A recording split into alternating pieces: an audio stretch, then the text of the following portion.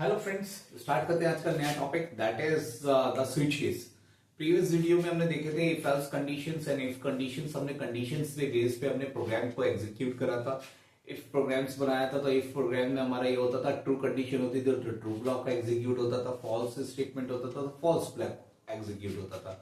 But अगर हमारे पास choices ज्यादा हो, रिजल्ट्स की दो से ज्यादा चॉइसेस हो, 3 4 5 चॉइसेस हो, तो हम कैसे उन्हें सेलेक्ट करेंगे।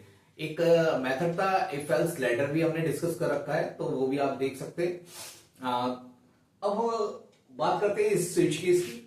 तो इंपॉर्टेंट है, जब हमारे पास मल्टीपल ब्रांचेस स्टेटमेंट होते हैं, यानी मल्टीपल स्टेटमेंट होता है और उनमें से हमें कोई एक सेलेक्ट करना होता है।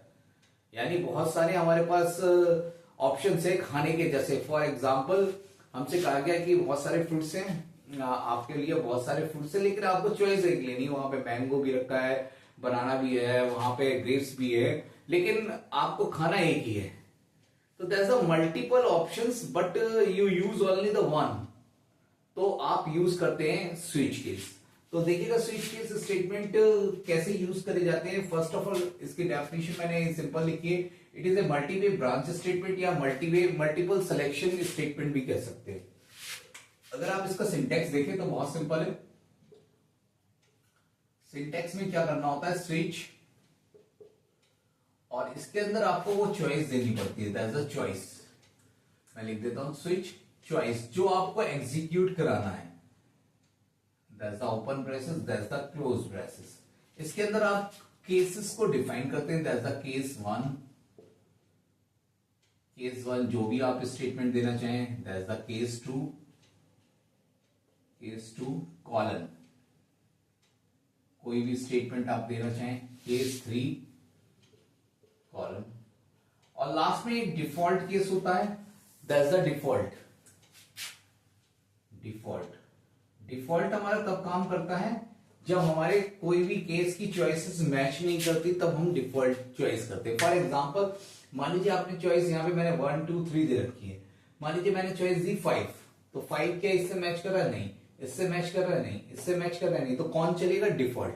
डिफॉल्ट का मतलब है जब आपकी चॉइस मैच नहीं करेगी तो आप एक डिफॉल्ट सिचुएशन लिख देंगे। भाई देखिएगा, आपने कहा कि भाई आपके सामने 3 4 फ्रूट्स है और आपने कहा कि मुझे आपसे पूछेंगे मैंगो, बनाना या ग्रेप्स लेंगे, लेकिन आपकी चॉइस जो थी वो थी अंजीर खाने की। अब अंजीर अवेलेबल नहीं है तो उन्होंने कह दिया दैट्स नॉट अवेलेबल, तो आपके ये सारे ऑप्शन भी हट जाते हैं, तो वो ऑप्शन जो हमें मिल रहा था वो भी नहीं मिल रहा। तो स्विच केसेस बहुत ही इंटरेस्टिंग टॉपिक है। चलते हैं, फर्स्ट ऑफ ऑल इसका सिंटेक्स आपने देख लिया होगा। एक चीज और भी बहुत बढ़िया है, इसके अंदर हम ब्रेक स्टेटमेंट का यूज करते हैं। हर केस के अंदर आपको ब्रेक स्टेटमेंट लगाना होता है, जैसा हर केस के अंदर आपको ब्रेक स्टेटमेंट लगाना होता है, और वो कैसे लगाएंगे मैं देखूंगा, मैं आपको बताता हूं इसके बारे में आगे चल के। फर्स्ट ऑफ ऑल हम इसका एक प्रोग्राम देखते हैं आगे चल के कि कैसे हमें, ये पेपर में भी आपको ऐसे लिखना है, जस्ट लाइक दैट। इसका प्रोग्राम इंप्लीमेंट करते हैं कि कैसे हम इसका प्रोग्राम इंप्लीमेंट कर सकते हैं। फॉर एग्जाम्पल मैंने एक केस प्रोग्राम बनाया है, जस्ट लाइक वाइड मेन। मैंने इंटीजर ए की वैल्यू ली है 5। मैंने एक केस लिया स्विच, मैंने पास कर दी स्विच में केस की वैल्यू ए SWITCH, और दैट्स द केस स्टार्ट कर दिया यहां से। केस मैंने लिखा 1 कॉलन, यहां पे लिख दिया printf हेलो। मैंने आपको बताया था कि हर स्टेटमेंट, हर केस के अंदर आपको ब्रेक स्टेटमेंट का यूज करना पड़ेगा। जब भी आप उसको कंप्लीट कर दे तो दैट्स द ब्रेक। क्यों यूज करना पड़ेगा वो भी बताता हूं। Case two, first of all हम देख लेते हैं printf बाय ब्रेक। केस 3 मैंने लिखा printf हेलो बाय और हाय, that's the statement और ब्रेक। और बाकी में डिफॉल्ट में मैंने प्रिंट करा दिया printf रॉन्ग चॉइस,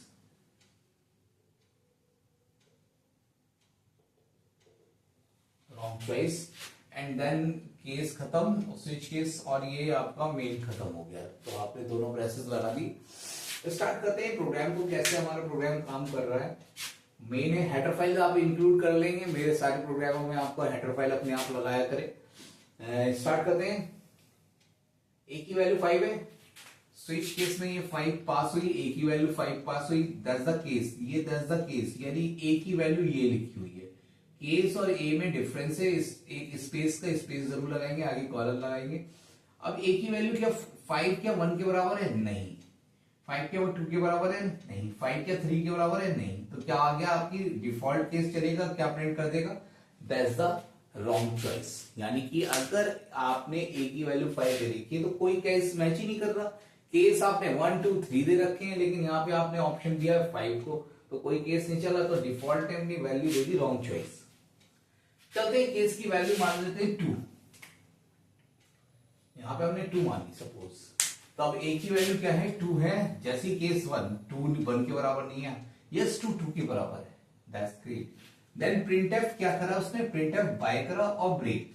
ब्रेक क्या करेगा? स्विच केस से बाहर ले आएगा, यानी कि इसका आंसर अब क्या आ जाएगा? That's the bye. जैसे कि मैंने ब्रेक स्टेटमेंट के बारे में बताया नहीं है कुछ भी, कि क्या ब्रेक स्टेटमेंट क्यों लगाते हैं, कैसे यूज होता है ब्रेक पे, मैं क्लास दूंगा अलग से, ब्रेक स्टेटमेंट को एक्चुअल बताऊंगा कि क्या हम कैसे यूज करेंगे। तो फर्स्ट ऑफ ऑल, अगर मान लीजिए अगर हम ब्रेक स्टेटमेंट नहीं लगाते तो क्या काम करेगा? देखिए, ब्रेक क्या काम करता है? लूप से बाहर आने का, यानी कि ये क्या कर देता है? टर्मिनेशन कर देता है योर कंडीशन का। उसके बाद वो कहेगा कि आप पर्टिकुलर लूप के बाहर आ जाए या पर्टिकुलर केस के बाहर आ जाए। तो अगर आप केस के बाहर आते हैं तो आप सीधे बाहर चले जाते हैं, ना कि डिफॉल्ट या अनदर केस पे। देखिएगा अब क्या करते हैं, मान लीजिए ए की वैल्यू 2 है, 2 पे गए, बाय प्रिंट करा, मैंने ब्रेक नहीं लगाया, तो ये कहां चला जाएगा? केस 3 पे भी चला जाएगा। तो हमारा multiple branch statement, multiway branch statement कह रहा है। हमारा मल्टीवे क्या होता है कि अगर मल्टीपल ऑप्शन में से एक ऑप्शन सेलेक्ट करता है, इसलिए कि अब ये आंसर देगा बाय और हाई, दोनों आंसर प्रोवाइड करेगा। और ये देखिएगा, इसे ब्रेक मिला, देन बाहर आ गया। तो यानी कि ब्रेक का ये फायदा है कि आप कोई भी केस लेते हैं बस वही चलेगा, अगला केस नहीं चलेगा, इसलिए मैंने ब्रेक स्टेटमेंट का यूज करा है। चलिए, ये मान लीजिए ये मैंने डिफॉल्ट भी बता दिया। आप केस की वैल्यू यहां पे 11 13 12 भी दे सकते हैं, कोई सीक्वेंस देने की जरूरत नहीं है। 5 1 भी दे सकते हैं, 51। मान लीजिए मैंने ए की वैल्यू अब क्या ले सकता हूं, मैंने ए की वैल्यू ली 30, तो पहले ये 51 से मैच करेगा, फिर 12 से मैच करेगा, दैट्स द 13 अब क्या प्रिंट कर देगा? That's the high. तो आई थिंक आपको क्लियर होगा। इसमें आप कोई भी प्रोग्राम बना सकते हैं केस के अंदर। एक एडिशन का प्रोग्राम केस 1 में बनाए, केस 2 में सब्ट्रैक्शन का, केस 3 में मल्टीप्लिकेशन का, केस 4 में डिवीजन का, फिर एक डिफॉल्ट बना दे और चॉइस अपने पास से लें कि अगर 1 डालें तो एडिशन होगा, 2 एंटर कराते हैं तो सब्ट्रैक्शन होगा। तो बहुत अच्छा लगेगा आपको इस स्विच केस से प्रोग्राम बनाते हुए।